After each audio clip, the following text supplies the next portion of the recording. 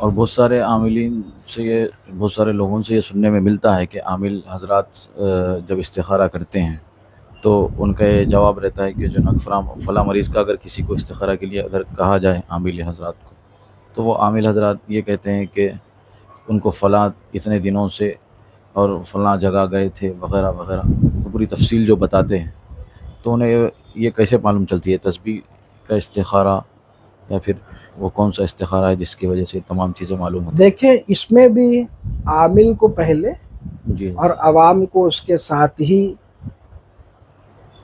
ایک عقیدے کی اصلاح کی ضرورت ہے، جی حضرت ٹھیک ہے نا؟ جی اور اس سے قوم میں گمراہی پھیلتی ہے، جی بلکہ عقیدے کی خرابی پیدا ہوتی ہے اس سے۔ جی کسی بھی روحانی معالج کو جی غیب کا علم نہیں ہو سکتا، جی بالکل ٹھیک ہے؟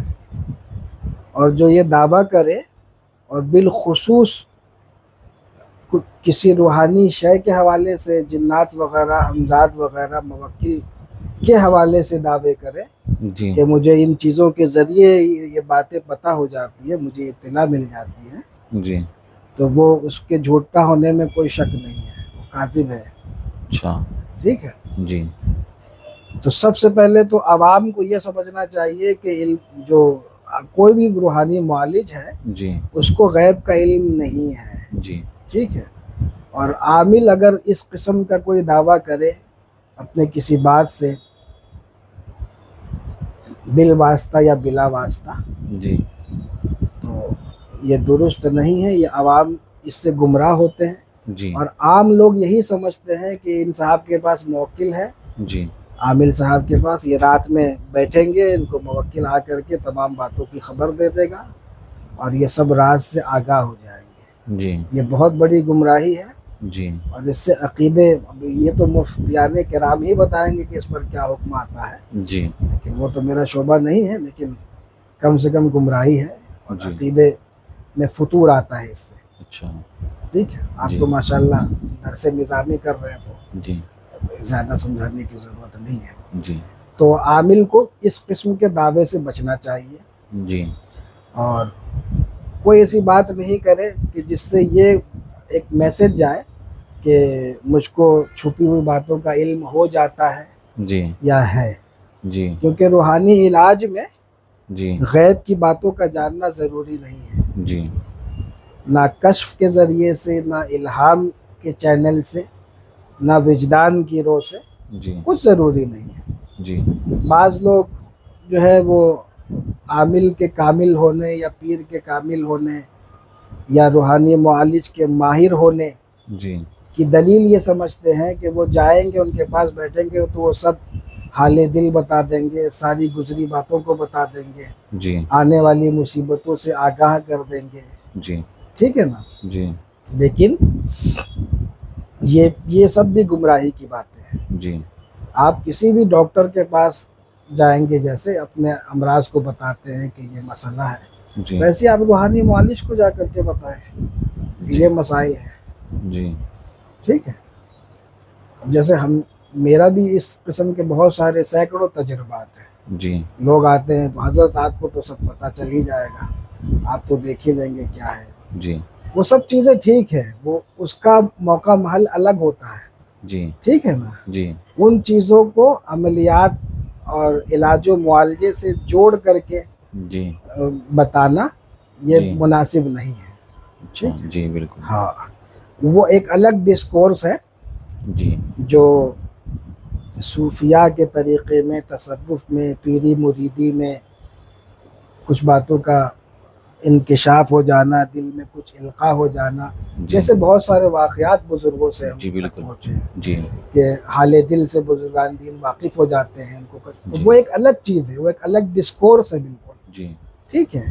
اور روحانی علاج و معالجہ ایک بالکل جدا چیز ہے۔ جی تو پیر صاحب کا، کسی پیر و مرشد کا، کسی مرشد کامل کا حال دل پہ مطلع ہو جانا یہ تو ٹھیک ہے، یہ بالکل جینوین ہے، جی لیکن کسی عامل کا اس بات پر مطلع ہو جانا کہ اس کا تعویذ فلاں قبرستان میں یا شمشان میں کوئی پتلا گڑا ہوا ہے، جی ان دونوں باتوں میں زمین آسمان کا فرق ہے۔ جی ایک بات حق ہے اور دوسرا باطل.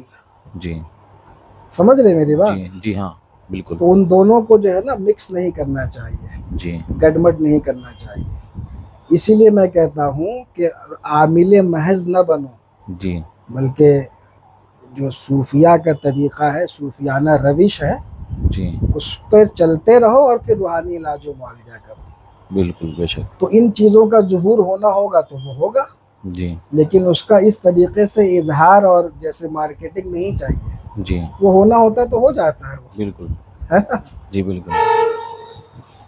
یہی ہے. اور عامل صاحب کا یہ کہنا لا إله إلا الله وحده لا شريك له له الملك وله الحمد وهو على كل شيء قدير.